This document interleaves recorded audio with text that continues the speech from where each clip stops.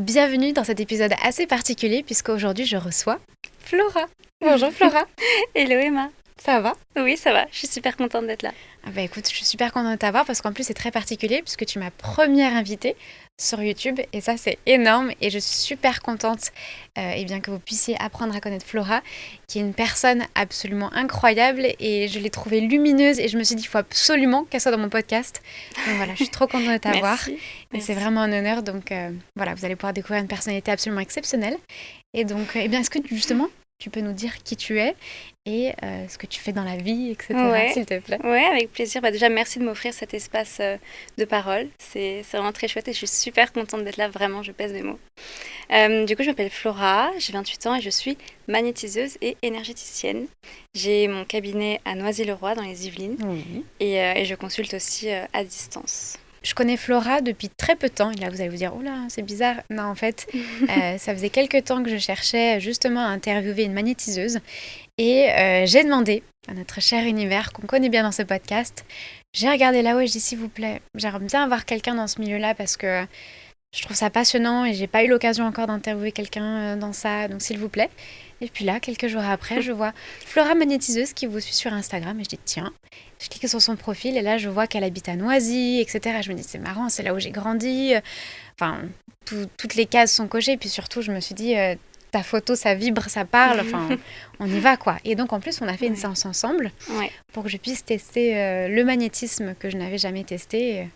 Et voilà, je me suis dit, c'est parti pour une nouvelle aventure à tes côtés. Ouais, c'était vraiment le destin, je pense. Complètement. Ouais. Complètement. C'est assez fou. C'était écrit. Et puis, moi, j'ai un peu des frissons de confirmation quand je sens les choses et quand on a commencé à échanger directement. Et on s'est fait des vocaux en plus assez rapidement. Complètement. Et j'ai senti tout de suite que c'était écrit, quoi. Donc, non, c'est génial. Et puis toi, tu m'as suivi suite à l'écoute d'un oui, épisode de podcast. Mais oui, en fait, j'ai cherché un épisode sur une interview de Medium.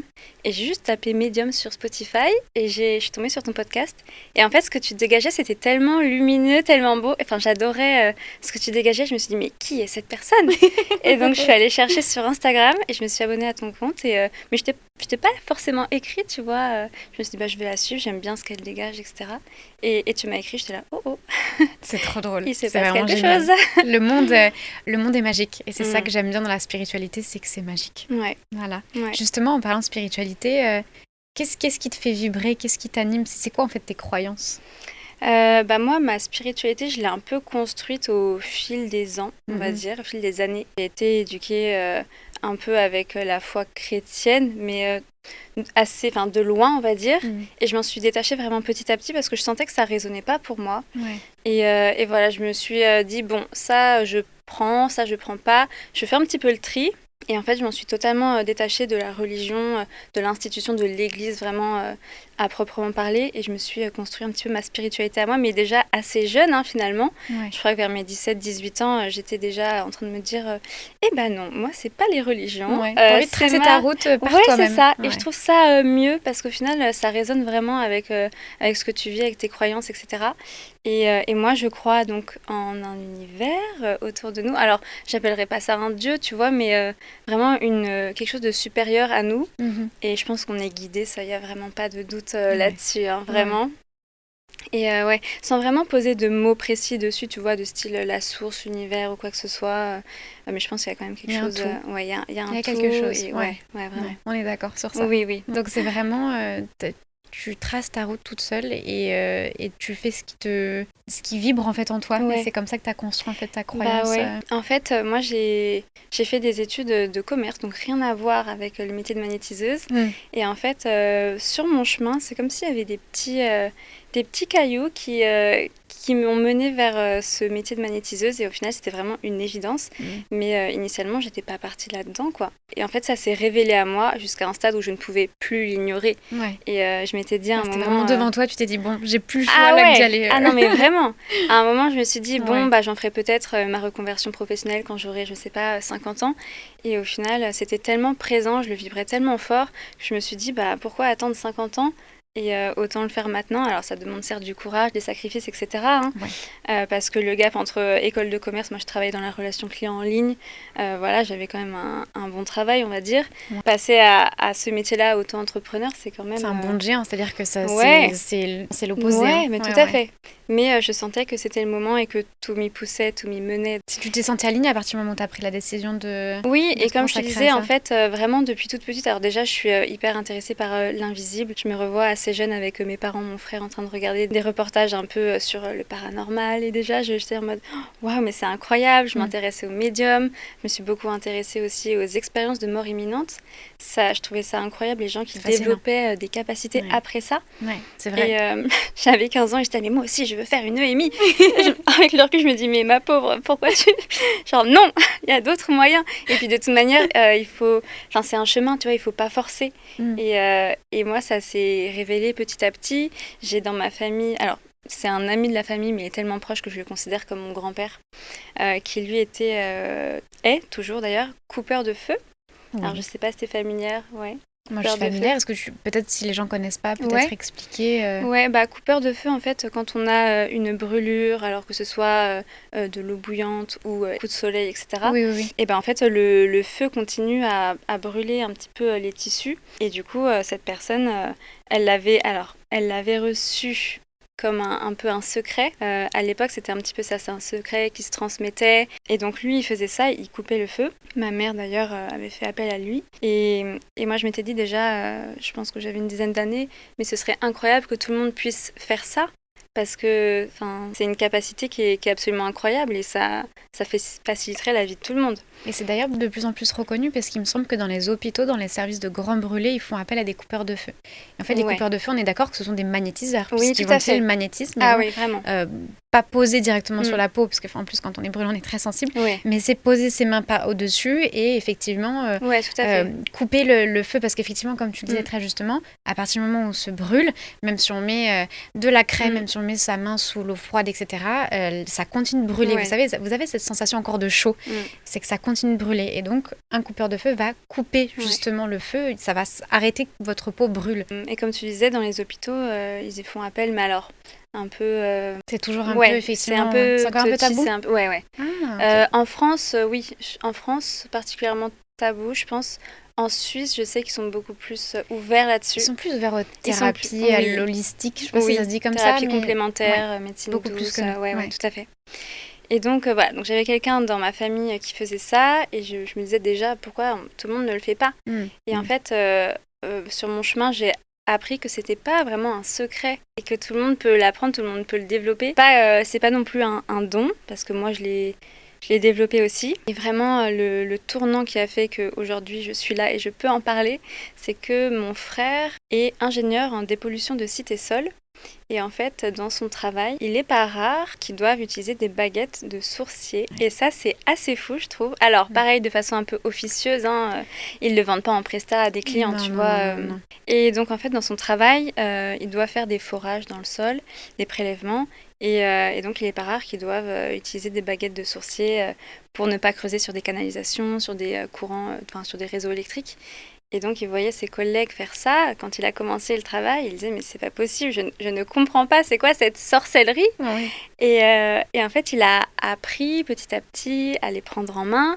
Et c'est vrai que c'est un travail de lâcher prise, parce que il faut quand même retourner un petit peu à l'intérieur de soi, se connecter à ses ressentis, parce que c'est pas la baguette qui fait le travail, c'est nous qui captons l'énergie. Et en fait, l'eau, l'électricité, ça a une empreinte énergétique très forte. Et on est capable, nous, de les ressentir, sauf que c'est tellement subtil qu'il nous faut des objets... Des outils pour pouvoir réagir et nous aider. Tout à fait, c'est ça. Et donc, il a appris à utiliser les baguettes. Et un jour, il nous a montré ça à mes parents et moi. Et je lui avais dit, mais s'il te plaît, laisse-moi essayer, je sens que je vais y arriver. Et à cette époque-là, moi, il faut savoir que j'étais aussi en arrêt, alors pour diverses raisons, mais je m'étais mise à tirer les cartes. En fait, j'avais beaucoup de temps devant moi et c'était aussi le moment pour me recentrer. Je sentais que c'était le moment pour moi. Donc ça commençait beaucoup à titiller chez toi déjà. Ouais. C'est ça. C'est pour ça que les baguettes, ça t'a appelé. Les baguettes, je me suis dit, je vais pouvoir le faire, je pense. J'ai tout de suite réussi à les prendre en main, à les manipuler. Et ma mère m'a dit, mais ma fille, tu as un don. Je vais t'acheter des livres là-dessus et voilà, tu vas te renseigner. Et alors, certes, j'aime pas le côté, l'appellation de don, tu vois. Mais c'est vrai que, en tout cas, on a tous en nous une certaine sensibilité, des capacités, et c'est plus ou moins développé, on va dire. Et il y en a, leur zone de génie, ça va être la musique, tu vois. Exactement. Et ce sera super facile pour eux, je sais pas, d'apprendre un instrument ou de chanter, et ils rempliront des stades. Et c'est aussi, je pense, leur chemin de vie, tu vois. Ils sont amenés à faire ça. On a tous une capacité, effectivement, pas un don, et on transmet de manière différente. Tout à fait. Je suis tout à fait d'accord avec ça. Ouais. Et donc, moi, je pense que ma zone de génie, mon chemin de vie, c'est autour de ça, quoi. Et c'est donc de soigner les gens qui ont des problématiques. Ouais, alors on fait un petit peu attention à pas employer le mot soigner, guérir, tu vois, c'est toujours un peu, enfin, on est une médecine complémentaire et ça remplace jamais la médecine traditionnelle, tu vois. Donc ça, c'est important de le rappeler toujours. Donc on vient plutôt, tu vois, apaiser, soulager et c'est important de poser ces termes-là. Et donc je me suis mise à lire ces livres que ma mère m'avait offerts. Et en fait, d'expérience en expérience, alors au début on commence sur des fruits, après sur de l'eau, et puis après on essaye aussi sur des membres de notre... humains. Sur des humains petit à petit. Et puis on prend confiance en soi, et voilà. Et donc voilà, j'ai fait ce petit chemin d'apprentissage. J'ai pas fait de formation à proprement parler. Et au final, je pense que c'était le mieux pour moi, parce que j'ai construit ma pratique. Et ça, je trouve ça génial. Ouais, mais c'est ce que je te dis bien. souvent. En fait, tu fais vachement confiance en tes instincts, en ton intuition. Parce que souvent, on pense qu'il faut passer par certaines formations, etc. Alors qu'en fait, si c'est ton chemin de vie que ça t'appelle, ça veut dire que tu as les capacités en toi et que tu peux apprendre, en fait, tout à fait. par toi-même. Et je crois qu'il y a eu un autre tournant majeur. En fait, j'étais en vacances et il y avait ma tante. Et en fait, je commençais déjà à parler de magnétisme. Elle savait que je faisais des petites expériences, etc. Parce qu'il faut savoir que moi, j'ai commencé à m'intéresser au magnétisme à peu près en fin 2020. Donc, c'était la période Covid. Et je crois pendant 6 mois, j'étais en train de tester, faire des expériences, etc. Et été 2021, je pars en vacances avec ma tante. Et en fait, à ce moment-là, elle m'apprend qu'elle est clairvoyante. En fait, elle met pas ces mots-là parce que pour elle, c'est quelque chose qu'elle a enfoui en elle très jeune. Et qu'elle laisse un petit peu, voilà, et enfin le sentiment d'être différent aussi. Et parce qu'en fait, elle voit l'aura des personnes, en fait le champ énergétique qui dégage. Globalement, elle voit plutôt le rayonnement de la personne. Intéressant. Ouais, c'est super intéressant. Et donc le jour où elle m'a dit ça, je lui ai dit mais attends, mais c'est génial parce que moi je travaille sur ça, sur cette énergie, et toi tu la vois. Et du coup on s'est mis un peu à faire des tests en double aveugle où je lui disais le premier test qui était vraiment hyper parlant, et là c'était vraiment un tournant, je pense, aussi sur ce chemin-là d'apprentissage, c'est que je lui ai dit on va faire un test, je vais essayer de rayonner d'un endroit en particulier et tu vas me dire d'où provient ce rayonnement, quoi. Et donc j'étais assise en tailleur et elle s'attendait à ce que ça vienne de mes mains. Parce qu'on travaille avec les mains dans le magnétisme. Et donc je visualisais et mon intention c'était que ça rayonne au niveau de mes épaules. Et elle me regardait, elle était concentrée sur mes mains et à un moment elle me dit mais Flora, là c'est pas du tout tes mains qui rayonnent, c'est tes épaules. Mais c'est hyper beau, c'est incandescent, lumineux. Et j'ai ouvert les yeux, je l'ai regardé, je me suis dit ok, donc là, non seulement ce que je fais, c'est réel, mais en plus, toi, tu le vois. Et du coup, c'était un peu la double validation d'aussi bien elle, ce qu'elle voyait, et de ce que moi, j'étais capable de faire. Extraordinaire. Donc ouais, c'était vraiment assez fou. Et cette même soirée-là, il s'est passé quelque chose d'assez incroyable, où en fait, on continuait ces petites expériences. Et ça a plutôt mal tourné, je dirais, dans le sens où... on a chacun notre enveloppe énergétique, notre corps physique est entouré d'une enveloppe énergétique. Et en fait, on a un petit peu fusionné, elle et moi. Et en fait, on se sentait vraiment dans la même bulle. Et c'est pas normal, enfin, c'est pas fait pour... Effectivement, c'est pas fait pour. Ouais, c'est pas fait pour. Et on a eu du mal à s'en détacher, c'est-à-dire qu'au moment où elle posait le regard sur moi, je sentais une lourdeur et c'était pas normal, ça interagissait de façon pas normale, quoi. Et en fait, je me souviens, on dormait dans des lits superposés et j'étais au-dessus. Et je lui disais, Tata, là, il faut que tu te concentres pour être toi-même dans ta petite bulle et que vraiment tu fasses la distinction entre toi et moi parce que tu es en train de me drainer toutes mes énergies. Et elle me disait, bah oui, je le sens, c'est hyper pesant. Et du coup, on a réussi à s'en défaire. D'accord. Mais il se trouve que maintenant, on est liés, elle et moi. Et en fait, peu importe la distance, on sait un petit peu comment l'autre se sent, tu vois. C'est fou. Et ouais, c'est fou. Et c'est un très beau lien, mais en même temps, tu vois, c'est pas normal non plus. Ça peut être un fardeau. Ouais, ça peut être un D'accord. fardeau. Et on s'est posé un peu la question à un moment de est-ce qu'on coupe ce lien parce qu'il y a des choses à faire et on saurait le faire. Oui. Mais ça nous a vraiment liés et du coup, on le conserve ce lien-là, mais volontairement, tu vois. Après, vous en avez conscience et ça, c'est le plus important. Parce qu'il y en a qui peuvent ne pas avoir conscience, en fait. Ouais.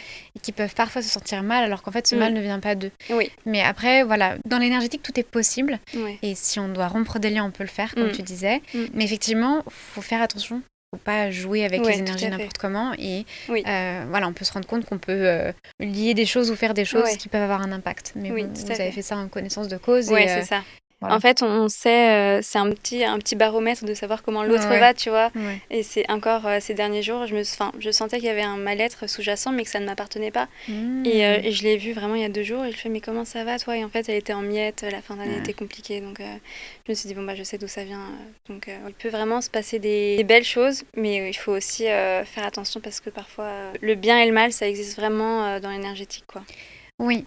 C'est vrai que moi, naïvement, il y a quelques mois, années, je dirais, pour moi, je me suis dit, bah non, quand on est dans la spiritualité, dans l'énergétique, tout est beau. Ouais. En fait, Emma, t'es un peu dans les bisounours, là. Non, il y a des choses dark de l'autre côté aussi. Ouais. Donc, attention. Ouais, vraiment. Attention. Et effectivement, oui. Ouais. Attention. Attention. Non, mais vraiment. Et puis moi, comme toi, au début, je me disais, si on vibre dans l'amour et qu'on fait que des belles choses avec des belles intentions, ce sera toujours beau et lumineux. Mais en fait, chaque interaction qu'on a au quotidien avec les gens, ça nous impacte, ça nous affecte et parfois ça peut aussi prendre un peu racine en nous et on s'en rend pas forcément compte et parfois des gens projettent aussi, alors intentionnellement ou non, des choses négatives, quoi. Moi ça m'arrive de voir en séance parfois des personnes qui se retrouvent avec des choses qui ne leur appartiennent pas et qui sont tellement lourdes, tellement imposantes que je me dis c'est impossible qu'elle se soit fait ça toute seule, tu vois. Et ça justement on peut vraiment appeler ça le mauvais œil.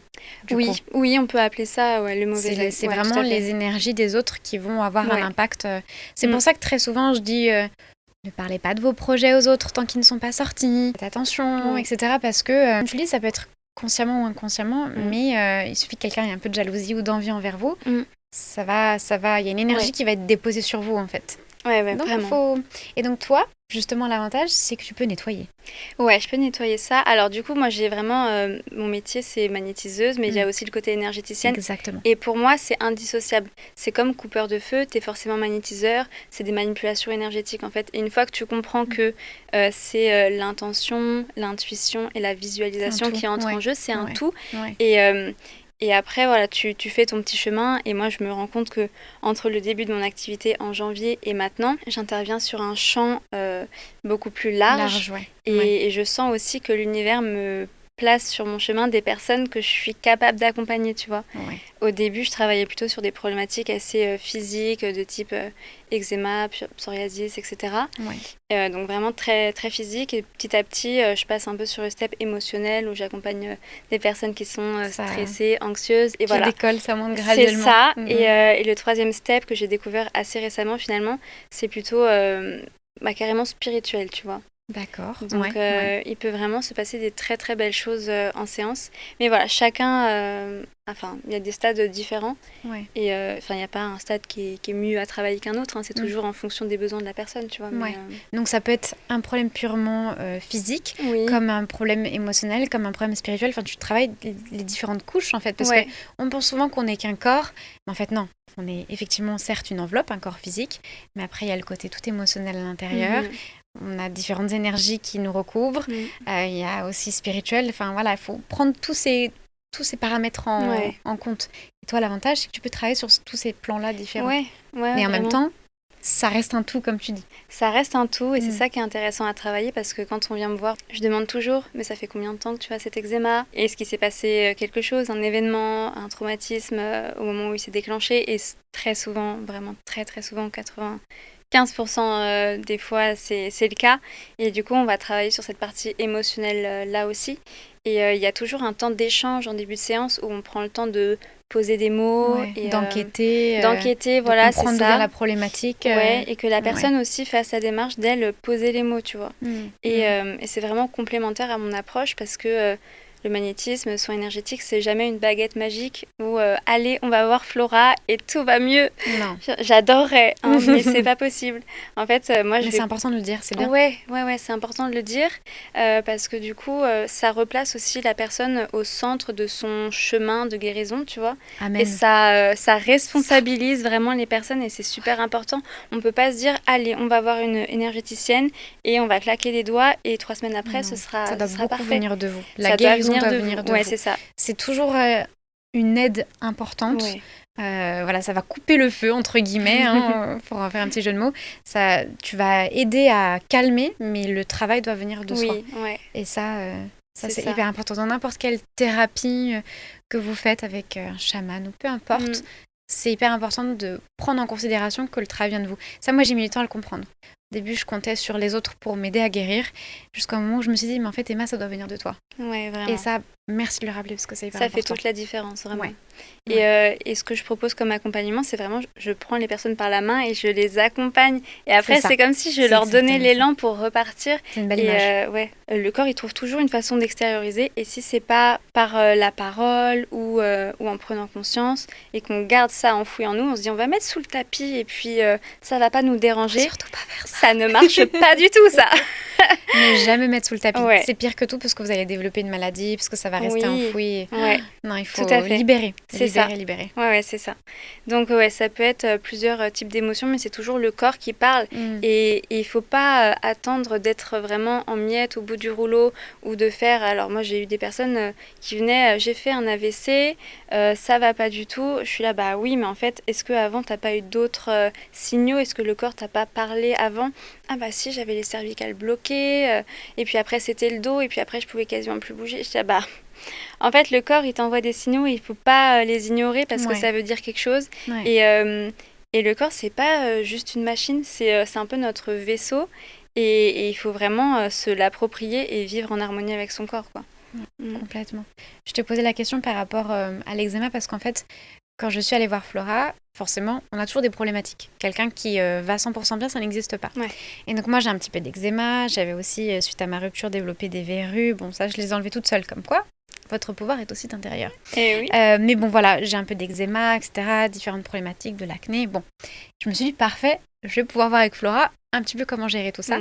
Et effectivement, principalement, je me suis dit l'eczéma, mais en fait, c'est pas du tout ce qu'on a travaillé au final. Non. Parce que quand tu as commencé à m'examiner, donc tu avais tes mains au-dessus de moi je fermais les yeux, il y avait d'autres choses qui appelaient en fait. Oui, et en fait, les gens, ils viennent me voir pour quelque chose. Et parfois, le corps, il va me dire totalement autre chose. Et je fais aussi en fonction de ce que le corps me dit. Et puis parfois, je me dis, bon, en fait, elle est venue pour ça, donc je vais quand même travailler aussi là. Mais je m'adapte vraiment à ce que le corps va me dire. Parce que moi, alors du coup, une séance... Du coup, on commence par un échange et puis après, je crée une ambiance un petit peu tamisée, vous vous allongez sur le dos. Et en fait, moi, je travaille en 3 phases. Première phase, je scanne le corps de la personne et c'est vraiment un moment d'écoute. Et du coup, moi, en fait, j'évolue à quelques centimètres du corps physique de la personne et je rentre en contact avec son énergie. Et du coup, en termes de sensations, je peux sentir du chaud, du froid, des picotements. Alors chaud, c'est souvent une inflammation. Froid, c'est qu'il y a un blocage, c'est qu'il y a un centre énergétique qui est un petit peu paresseux ou qu'il faut réactiver. Picotement, c'est souvent du coup de l'eczéma parce que moi aussi j'ai tendance à en faire un petit peu. Du coup, ça vient résonner. Donc moi, c'est comme ça que je le ressens aussi.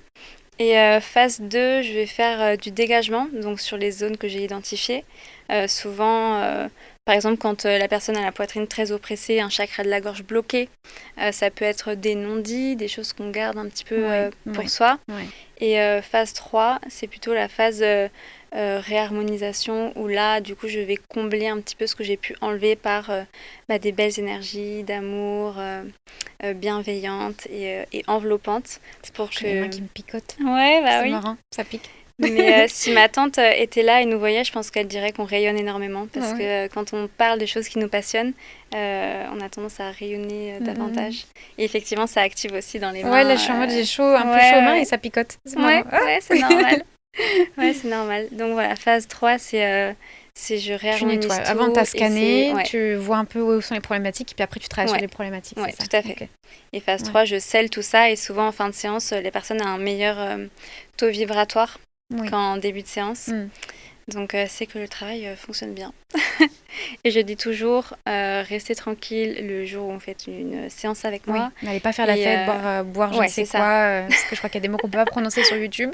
Mais voilà, faut repos, boire de l'eau. Boire beaucoup d'eau, ça aide beaucoup à assimiler le soin. J'ai eu quelqu'un qui me dit, ce soir, je vais aller faire un footing. J'étais là. Bah, j'en doute, mais tu verras bien. Et au final, c'était une grosse sieste, quoi. Donc oui, ça fatigue pas mal, Mais c'est qu'il y a un gros travail qui est fait et ça prend parfois même plusieurs semaines pour que le corps assimile tous les changements. Hein. Est-ce que tu aurais des anecdotes à nous raconter? Parce que ça, c'est un truc que j'adore et à chaque fois, je pose la question aux gens, c'est est-ce que tu as des anecdotes? Parce que ça permet aussi de mettre en lumière ton travail. Et puis souvent, on entend toujours des choses assez surprenantes. Donc j'imagine que tu en as plein. J'en ai plein, j'ai fait un petit tri du coup. Génial. J'en ai une que je peux te partager, c'était... En 2022, je suis partie en voyage et c'était vraiment la période où je développais un petit peu mes capacités, mais sans non plus chercher à trop forcer, tu vois. Et donc, c'était plutôt des expériences qui venaient à moi. Et j'étais au Mexique avec mon conjoint actuel et il était parti pour se faire tatouer dans un salon de tatouage. Et en fait, le tatoueur rase toujours la zone, tu sais, avant. Oui. Et en fait, il passe sur un petit bouton qui se met à saigner. Et donc moi j'étais un peu en retrait mais je voyais quand même la scène. Et en fait ça saigne et vraiment ça saigne quand même assez longtemps quoi. Et il se dit bon bah ça saignait à tel point qu'il se disait on va devoir tatouer une autre zone quoi parce qu'il mettait une compresse et il l'a changé. C'est fou ça. Ouais, ça saignait vraiment fort et moi je regardais la scène de loin. Et mais vraiment, tout mon corps vibrait de chaleur et tout mon corps me disait « Mais va apposer tes mains, tu peux faire quelque chose !» J'étais là « Mais j'y vais pas, je fais quoi ?» Et pourtant, je mourais de chaud et pourtant il y avait la clim à fond dans le studio. Et je voyais que ça s'arrêtait pas et qu'il pouvait pas avoir son tatouage là où il le voulait. Je me suis dit, bon, allez, j'y vais, et puis on verra bien. Et je dis, est-ce que je peux tenter quelque chose? Et donc mon conjoint qui est hyper ouvert à tout ça, il dit, oui, vas-y, essaye. Et les tatoueurs qui me voient faire, et en fait, je passe mes mains juste au-dessus de la petite plaie. Et en fait, ça s'est arrêté, mais quasiment instantanément. Incroyable. Et donc on peut couper le feu et stopper les saignements aussi. Et en fait, ce qui m'a aussi surprise, c'était la réaction des tatoueurs. Ils étaient pas du tout choqués, pas du tout surpris par mon intervention. D'accord. Et pour eux, en fait, c'est quasiment normal. Ils savaient ce que je faisais. Et en parlant avec eux, ils disaient oui, nous aussi, on a nos chamans. C'était au Mexique. Ils sont beaucoup plus ouverts. Mais vraiment, mais rien à voir. Amérique latine, pour y avoir voyagé, vraiment, ils sont beaucoup plus ouverts. Je l'ai pas cherché, c'est venu à moi. Ah, et tu étais là, il faut que j'y aille. Là, mais vraiment. Sur le front. Mais oui. Vraiment, tout mon corps était en vague de chaleur. Incroyable. Et juste là, il faut que j'y aille. Et je résistais un petit peu jusqu'au moment où je me suis dit, on y va. C'est fou. Ouais, c'est assez fou. Génial. Et ça me fait penser à une séance que j'ai faite pas plus tard que samedi. C'est une personne qui vient pour des problématiques, pas tant physiques, mais plutôt émotionnelles. Et donc je commence le travail, phase 1, je scanne, du coup j'identifie un peu les blocages. Et cette personne, en fait, elle avait aussi... J'ai toujours l'accord des personnes pour parler des séances, je préfère... oui, d'ailleurs, c'est très bien de le dire. Donc cette personne que j'ai reçue samedi, elle s'était faite opérer de varices. Et donc elle venait aussi pour ça, donc un peu émotionnelle, mais aussi un petit peu pour ça, pour refaire bien circuler l'énergie dans ce mollet, quoi. Et donc en début de séance, j'identifie qu'effectivement, il aurait pu ne pas me dire quelle jambe c'était, j'aurais eu aucun problème pour trouver parce que en termes de sensation, c'est froid, tu vois, et tu sens que ça circule pas en fait. Donc il n'y a vraiment pas de doute, donc je travaille là-dessus. Et après, j'enchaîne sur la phase 2, normalement. Et en fait, je remonte, et alors t'as les 7 chakras. Et souvent, le chakra troisième œil et le chakra coronal, je vais pas forcément aller les travailler si on m'y appelle pas.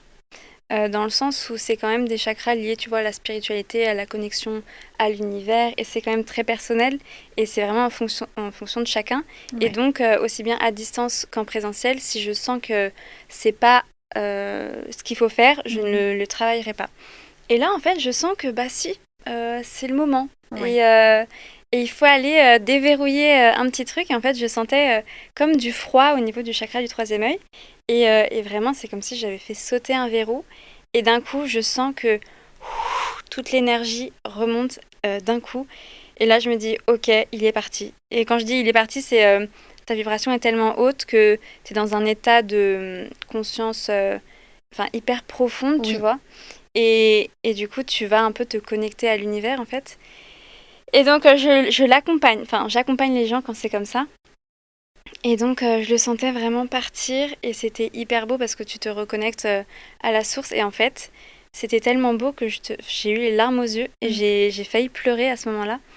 Parce que moi, j'y vais avec lui, quoi. Je ne le laisse pas tout seul et je l'entraîne. Et en fin de séance, il me dit... à un moment, j'ai failli pleurer parce que c'était tellement beau où j'étais. Et je dis, c'était un voyage qu'on a fait ensemble parce que moi aussi, je l'ai senti.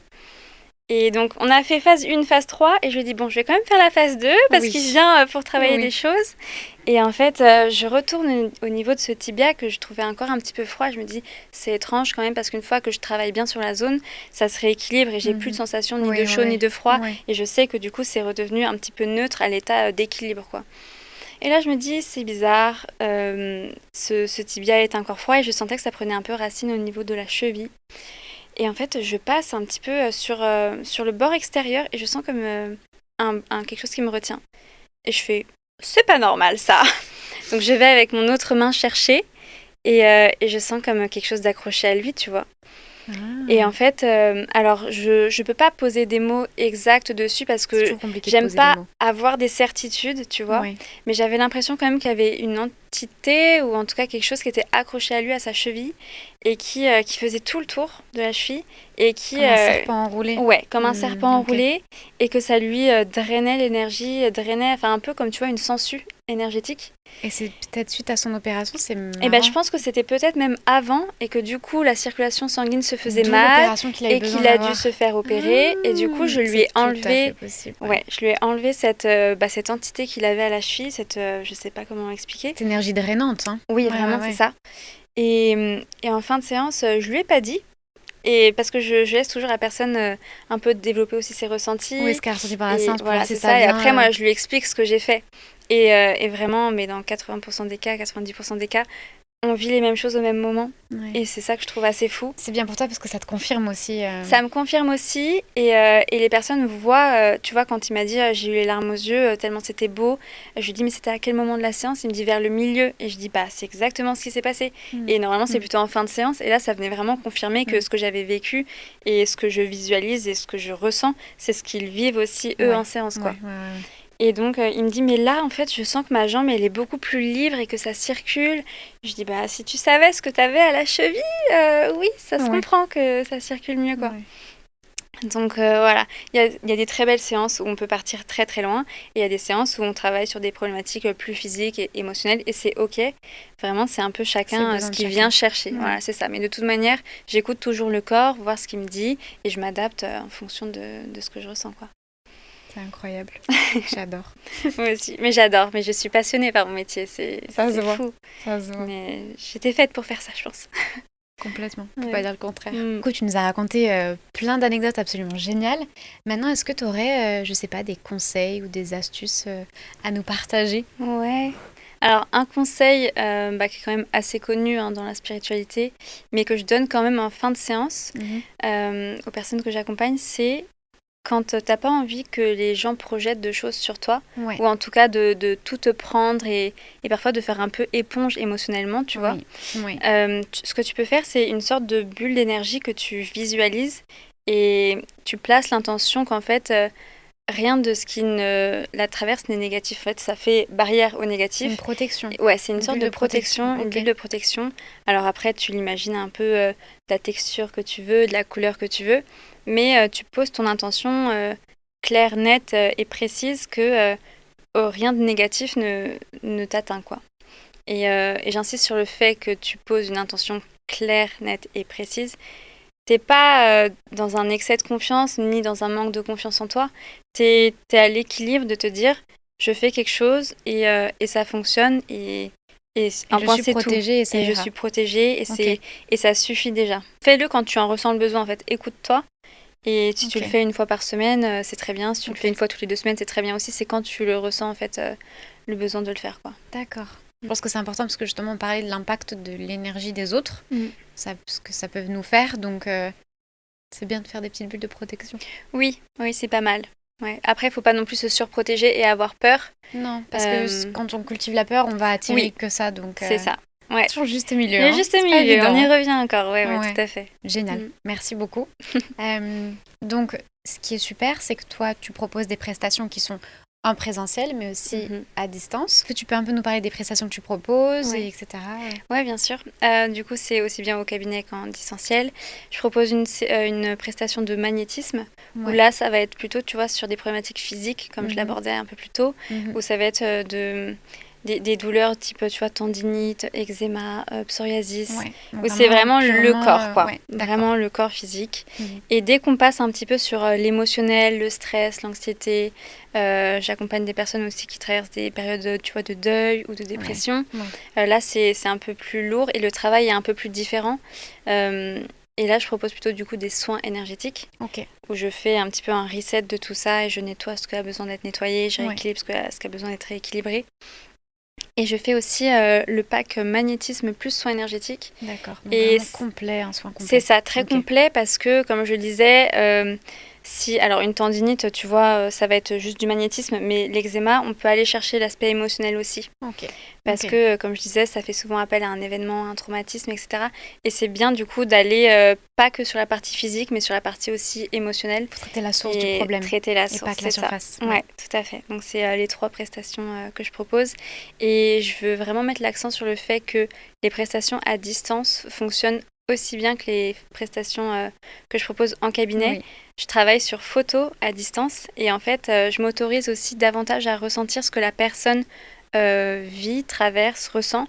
Et parfois, en début de séance, je sens que j'ai la gorge nouée ou alors je sens que je manque d'envie, je manque d'entrain et je me dis ça ne m'appartient pas et c'est à la personne. Mais parce que je m'autorise à travers la photo à ressentir les énergies de la personne, je me connecte à elle et ça permet vraiment de travailler aussi bien qu'en présentiel et voire même peut-être mieux, je sais pas, parce qu'en fait je mets moins de mental, tu vois. Parce que tu te mets peut-être plus la pression quand tu as la personne qui est c'est pas plus la pression, mais on va dire que comme il y a eu l'échange en face à face, il y a toute la préparation. Alors qu'en distanciel, je suis vraiment moi toute seule. Je travaille aussi avec mon pendule, mes cadrans, et du coup, ça déroule. T'es dans ta bulle. Je suis dans ma bulle et je suis hyper concentrée. Alors que quand tu reçois la personne en présentiel, parfois elle met aussi un petit peu de temps à se mettre dans l'état pour la séance, je vois tu vois. Ce que tu veux dire. Et moi, je ne peux pas travailler tant que la personne n'est pas 100% réceptive. Et d'ailleurs, ça, c'est important aussi de le préciser. Ne venez pas en séance si vous n'avez pas envie d'être là, si vous n'avez pas... Ça ne sert à rien, ça ne marchera pas. Voilà, c'est ça. Et je ne travaille pas non plus... Vous serez fermé. Ouais, vous serez fermé. En fait, moi, je sens qu'il n'y a rien qui passe. Et dès que vous lâchez un petit peu prise, je vais pouvoir travailler. Et si vous refermez, je ne peux plus travailler. Donc, c'est vraiment compliqué. Et pareil, je ne travaille pas non plus sur une tierce personne qui n'est pas au courant. Le consentement, ça fonctionne aussi dans l'énergétique. Complètement. Et je trouve ça super important que la personne soit au courant que je travaille sur ses énergies parce qu'il y a vraiment des répercussions physiques. Hein. On le voit dès le lendemain, de la grosse fatigue, etc. Donc, c'est bien que la personne soit au courant et d'accord que je travaille sur elle. Et c'est vraiment pas rare que les personnes me disent « Mais c'est fou, j'ai l'impression que de t'avoir ressenti et que j'étais avec toi. » Je dis « T'étais avec moi. » Enfin, vraiment, physiquement, en fait, moi, je visualise la personne sur ma table. Et je travaille comme si elle était là. Et j'ai les sensations, et je sens sa vibration, et je sens quand c'est déséquilibré, quand je rééquilibre et tout. C'est vraiment la même chose. Et c'est assez fou. Et j'aurais pas pensé dire ça au début de ma pratique, parce que j'étais là à me dire, mais c'est fou quand même, comment ça peut fonctionner à distance? Alors, j'ai toujours pas la réponse de comment ça fonctionne. Ouais, tout est énergie. La seule réponse que j'ai, en tout cas, de la petite personne que je suis, c'est que tout est énergie. Ah mais oui, mais vraiment. Et se connecter à l'énergie de quelqu'un, c'est Mais tout est énergie, c'est d'autant plus vrai que, tu sais, ma tante qui voit du coup Oui. l'énergie, elle me dit, je le vois dans les végétaux, et puis même dans ce qui est inanimé, c'est de la matière. La matière, c'est quoi? C'est des molécules avec des atomes en mouvement, et ça dégage alors un très léger champ énergétique. Mais il y a quand même quelque chose. Il y a quand même quelque chose, parce Ouais. que vraiment, tout est fait d'énergie, quoi. Ouais. Bon, avec tout ça, est-ce que tu aurais des projets futurs, des aspirations, sans trop nous en révéler, parce que comme on l'a dit, on va pas te porter l'œil, mais voilà, est-ce que tu aurais, je sais pas, des projets, des envies J'en ai plein. Ah, J'en ai dis-nous plein. Bah, je pense que un jour, je ferai mon propre podcast, ça c'est certain. Je serai ta première number one fan à t'écouter. Parce que là, j'ai partagé quelques anecdotes, mais j'en ai tellement en vrai, et ça va continuer de s'alimenter. Donc un podcast un jour, ça c'est certain. J'écris aussi certaines séances qui sont particulièrement incroyables. Et je pense qu'un jour, je partagerai un livre du coup sur et mon expérience et mon chemin, mon apprentissage et les séances les plus marquantes, on va dire. Et j'aimerais bien aussi proposer des guidances, parce que c'est par là où j'ai commencé. Et maintenant, je sens en plus... en fait, quand on ouvre la porte à ce monde un peu de l'invisible, il y a tout qui s'ouvre, quoi. Et je sens que ma médiumnité commence à se développer petit à petit. Et je laisse le temps, je laisse venir aussi. Mais je sens que les guidances que je proposais, alors pour mes amis, c'était vraiment... pas du tout professionnel. Hein. Maintenant, ça a quand même step up, on va dire, quoi. Ça appelle aussi. Ouais. Donc ça, c'est dans un coin de ma tête. Je sais pas si je vais le faire tout de suite, parce que là, j'ai vraiment envie de me concentrer sur le magnétisme et les soins énergétiques. Et c'est ce qui me fait profondément vibrer, mais c'est quand même dans un coin de ma tête. Et peut-être qu'un jour, je proposerai ça aussi, quoi. Voilà, donc non, mais j'ai plein d'idées, j'ai plein d'envies, mais je laisse aussi le temps que tout se mette en route, quoi. Je te souhaite que de la réussite, vraiment. Et je sais beaucoup. que tu vas aller loin, je sais que ça va décoller. Merci. Je ne me fais vraiment pas de doute. Je t'ai vue, j'étais là, elle va aller loin, allez, on y va. Merci, c'est très gentil. C'était un bonheur de t'avoir dans cet épisode. Merci de nous avoir partagé ton quotidien. Merci de nous avoir partagé ta lumière. En tout cas, voilà, n'hésitez pas à vous abonner. Tu as un site internet aussi, il me semble. Oui, j'ai un site internet, tout à fait. Je mettrai toutes les références de Flora. Vous aurez accès à tout, ne vous inquiétez pas. Donc voilà, n'hésitez pas à la suivre. N'hésitez pas aussi à vous abonner à ma chaîne YouTube. Vous êtes de plus en plus nombreux par ici et aussi sur Spotify, Deezer, etc. Puis merci aussi de me suivre et de m'écrire sur mes réseaux, sur Instagram et TikTok. Je reçois beaucoup de messages par rapport au podcast et c'est toujours... je suis toujours impressionnée de me dire, mais en fait, il y a plein de gens qui écoutent, donc c'est toujours trop chouette. Donc merci pour votre présence, merci pour votre soutien. Et je tiens aussi à remercier Fruit Salad, qui est une super boîte de production et qui, en fait, nous permet d'avoir ce studio et de vous offrir cette expérience auditive et visuelle. Donc merci à eux, c'est très précieux. Et pour conclure cet épisode, comme chaque fin d'épisode, je dis généralement une citation. Mais quand j'ai une invitée, c'est mon invité qui choisit une citation. Donc voilà, on t'écoute. Est-ce que tu l'as en tête? J'en ai une, je vais prendre mes notes. Je l'ai préparée, mais j'ai besoin de mes notes. Normal. Tu vas l'aimer, je pense. C'est une citation de Nikola Tesla, donc visionnaire, qui disait « Si vous voulez trouver les secrets de l'univers, pensez en termes d'énergie, de fréquence et de vibration. » Merci beaucoup. Avec plaisir. Voilà. Merci beaucoup. Elle clôture bien l'épisode, je trouve. Oui, c'est vrai, complètement. Bonne semaine à tous. Bisous d'amour.